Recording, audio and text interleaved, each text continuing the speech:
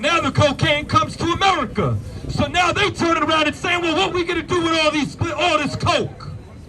That was Reagan. That's exactly who it was. And let me ask you something. How much time did Reagan do? You understand? Reagan died of old age. Reagan died a healthy old man in his bed. That's how Reagan died. And guess what? Reagan and George Bush took all the cocaine and they flooded the ghetto with it. You mean everything to Christ, and Christ means everything to me. I called on the Lord. I said, "Man, Father, this is real. Will you watch over them? Will you raise them up to be strong? I'm just a man with flesh. This is what you called for in your scriptures. You said they wore studs and fringes, they got it on. You said they will follow the law, they doing it. You said under your house shine, they ought to love one another, and they doing it."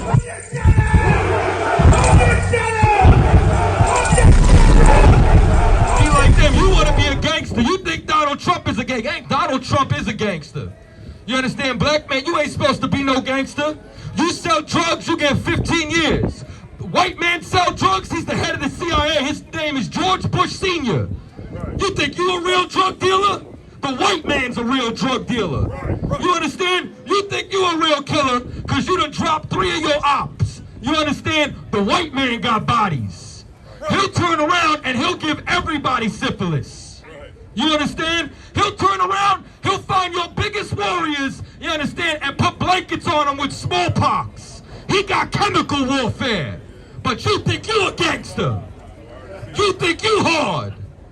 You think you Big Meech. You understand? Meanwhile, George Bush was Big Meech's supplier. That's really the plug. You want to talk about the plug? The plug is the CIA. You really nickel and diamond out here. Read what you got. This is Revelations, chapter 18 and verse 4. And I heard another voice from heaven saying, "Come out of her, my people. Come out of her, my people, because they ain't going to go to jail. You are. You understand? They going to make the laws behind it. And they going to persecute you when you break them laws. Come out of her, my people." Like, how much time did Oliver North do? Y'all don't even know who Oliver North is. You understand? How much time did Ronald Reagan do? You want to be educated on that? I'll break it down for you right now. You understand? There was something known as the Iran-Contra scandal. And during this time, the American government couldn't get a budget in order to get some weapons to fight over in Iran. So you know what they did? They decided, here's what happens. The CIA and America wants to colonize everybody. And the people that they can't go directly to war with, they create an enemy within and divide their own people. So they find somebody who's going to be loyal to democracy. And now they create a guerrilla military unit, you understand, known as the Contras. And America is going to give them weaponry so they can overthrow the government and they can put a puppet in that they can control. Now, let's go a step further. Let's walk a little bit further down the block right now. So now, the Contras are poor. They're in a third world country. They're living in the jungle. What do they have? Well, what's in the jungle? Plants. What plants, thank you sis, are indigenous to those lands? Ah, the coca plant. Yayo. Cocaina. You understand? Colombian gold.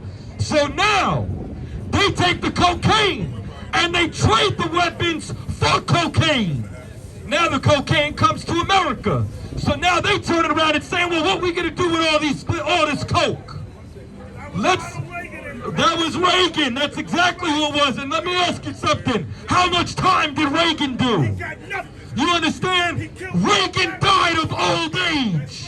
Reagan died a healthy old man in his bed. That's how Reagan died. And guess what? Reagan and George Bush took all the cocaine and they flooded the ghetto with it. You know what they said? They said, we got some niggas in Spicks to sell it to. Now, let's take it a step further. In 1994, one of the members of the presidential cabinet, John Ehrlichman, he turned around and he said that the war on drugs was really a war on black and Hispanics. He said we couldn't make it illegal to be against the war. So we took hippies and we let them be identified as weed heads. And now we could break up their protest. So then we took heroin and we made the ghetto associated with heroin. Do you know that the prison population jumped to 300,000? And who do you think the prison was filled with? You understand? Now, how many of y'all seen the movie American Gangster? We understand with Denzel. Man, that boy, that Denzel, he a good actor, ain't he? But let me ask you something. What type of planes was Denzel flying all that heroin into America? Oh, you mean to tell me it said property of the U.S. government on the side of them planes? Oh, you mean the military was dealing drugs? Right. And then had a black man come and flood Harlem with heroin? Yes. Oh, you mean that's how it works? Because let me hip you to something else. There is no drug enforcement agency that is not dealing drugs. Right. You can't run a successful operation without drugs because that's going to fuel the economy. So now let's fast forward. Now we at the Iran-Contras. They start bringing the coke in. Then they rock it up. You understand? And now we get addicted to crack cocaine. And guess what? The white boys in Hollywood is doing the powder. We doing the rock because it's cheaper. So you know what they say? Let's give anybody caught with X amount of rock more time. So now 1985 rolls around and guess what? It's the Anti-Drug Act of 1985. And guess what happens? Simultaneously in 1985 with the Anti-Drug Act, because the Anti-Drug Act says you get caught with crack cocaine, you do a minimum of 10 to 15 years fed time with no probation, no parole. You do it every year. Why? Oh, because you mean to tell me that's the same time frame that the prison system became privatized? You mean that's the same time that the prison system became an IPO, which is now traded on the stock market? Ooh. So now, let me ask y'all something. Let's walk this dog a little further. Let's talk about it. Here's what happens now. Slavery was only ratified under the clause that you did not commit a crime, which means if you get arrested, let this noise pass. Which means if you get arrested, you are now institutionalized into slavery. Which means that now I can pay you 30 to 50 cents a day to work for me. And that's what they're doing in the prison system right now. You know, you catch an F, you go to jail, you work in the prison system. You're going to work for, back then you used to work for AT&T, IBM, press license plates, whatever the case may be. Because you know what the #1 expense in business is? Payroll. So now if I ain't got to pay you $15 an hour and I could pay you 50 cents a day, that means I'm making in my contract $14.50 off you an hour on top of the profit. Because that's slavery.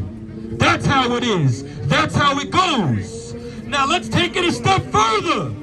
Let's go just a little bit further. Now, as if the Anti-Drug Act of 1985 isn't enough. As if sewing military uniforms for $15 a day isn't enough.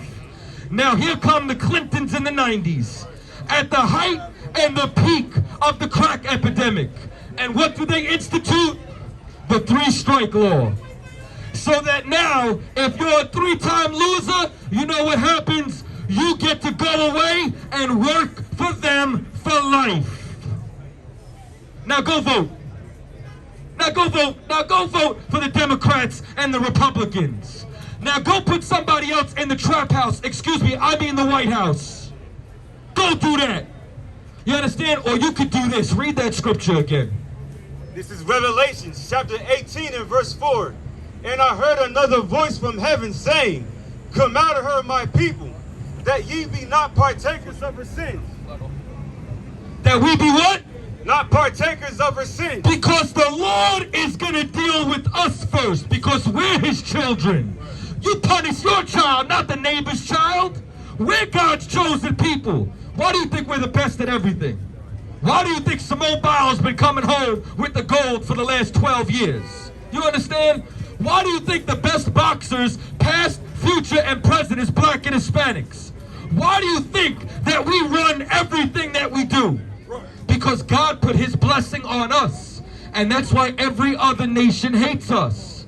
That's why every other nation has a byword for us. That's why they all can't stand us. Because they see God's favor shining through on us. You know what the problem is, though? We want to take it for granted. We instead of every black person always talks about, I'm a king, I'm a queen. You understand? Well, here's the problem. God don't want you to be a kingpin in the drug game. God don't want you to be a twerk queen. That's the problem. And you know where we learned this from? We learned this from them. The whole point of why I got up here in the first place was to say, you're not no drug dealer. Let white people deal drugs. You understand? You know why there's an opium epidemic? Because white people are ODing. That's why. Because the Fetty is killing white boys too. They didn't care when the crack had us. They locked us up. They split up our families. They put us in foster care. Our children got molested. They destroyed us. We had crack babies, birth defects, children being born deaf and blind. It's only a problem when some white people start dying. Well, I'm sorry, I don't cry over spilt milk. Alright? It don't work like that. I got love for me and mine. Read. Verse, and I heard another voice from heaven saying, come out of her, my people. Come out of her, my people. Don't be a Democrat. Don't be a Republican. You better come over here and grab a flyer and find out what God called you.